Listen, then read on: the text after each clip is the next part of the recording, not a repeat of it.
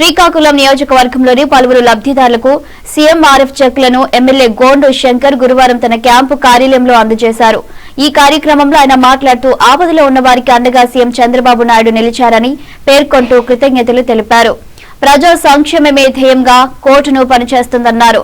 రాష్ట్రం ఆర్థిక ఇబ్బందిలో ఉన్న సీఎం చంద్రబాబు చికిత్స కోసం ఆసుపత్రులకు డబ్బులు ఖర్చు చేసిన వారికి సీఎంఆర్ఎఫ్ ద్వారా చేతనివ్వడం హర్షించదగ్గ విషయమన్నారు. అధికారంలోకి వచ్చి కొన్ని నెలల్లోనే అనేక సంక్షేమ పథకాలు తీసుకురావడం చంద్రబాబుకే సాధ్యమైందన్నారు. ఈ కార్యక్రమంలో పలువురు టీడీపీ నాయకులు, కూటమి నాయకులు హాజరయ్యారు.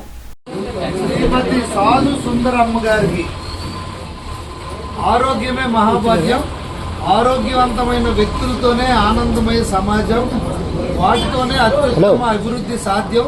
శారీరకంగా మానసికంగా ఆరోగ్యంగా ఉంటేనే ఉల్లాసంగా ఉత్సాహంగా జీవించగలం, కష్టపడగలం, జీవితాన్ని సాఫల్యం చేసుకోగలం. కుటుంబంలో ఒకరు అనారోగ్యం పాలైతే కుటుంబం మొత్తం కలత చెందుతుంది. మీ కుటుంబంలో వ్యక్తి అనారోగ్యానికి గురి కావడం నిజంగా బాధాకరం. మీకు కష్టం ఎదురైనప్పుడు మీ కుటుంబాన్ని పెద్ద కొడుకుగా ఆదుకుంటానని మాట ఇచ్చాను. ఆ మాట ఇప్పుడు నిలుపుకుంటున్నా.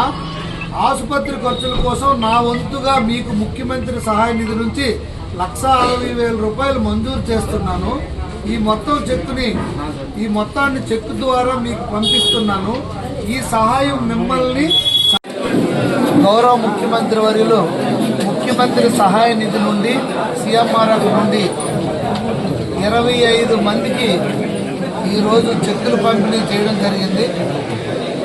దాదాపు 25 మందికి 15 లక్షల రూపాయలు ఇచ్చాం. గత నెలలో 43 మందికి ఇవ్వడం జరిగింది. ఇప్పటి వరకు దాదాపు 200 మంది పైచులకు 2.5 కోట్ల రూపాయలు ఈ నియోజకవర్గంలో ఇవ్వడం జరిగింది. ఎలక్షన్ ముందు గౌరవ ముఖ్యమంత్రి వర్యులు మాట ఇవ్వడం జరిగింది. మీకు ఎప్పుడు ఏ కష్టం వచ్చినా, ఏ ఇబ్బంది వచ్చినా నేను మీ ఇంటికి పెద్ద కొడుకులా ఉంటానని మాట ఇవ్వడం జరిగింది. ఆ మాటను నిలబెట్టుకుంటూ గత 5 సంవత్సరాలు పూర్తిగా నిర్వీర్యం చేసిన వారిని కూడా కలుపుకొని మేము ఎంతో మందికి ఈరోజు ఆర్థికంగా ఈ సీఎంఆర్ఎఫ్ ద్వారా ఆదుకొని పెద్ద ఎత్తున ఎవరైతే ఎన్టీఆర్ ఆరోగ్య సేవ కింద పరిగణింపబడట్లేదో వాళ్ళందరికీ సొంత ఖర్చులతో అప్పులు చేసి డబ్బులు పెట్టుకొని ఆరోగ్యం కోసం శస్త్రచికిత్సలు చేసుకున్న పరిస్థితి. వారందరికి కూడా ఈరోజు ఈ కార్యక్రమం ద్వారా చెక్కులు ఇవ్వడం, ఈ సందర్భంగా గౌరవ ముఖ్యమంత్రి వర్యులకి మా నియోజకవర్గ ప్రజల తరఫున, మా అందరి తరఫున ఆయన హృదయపూర్వక నమస్కారాలు.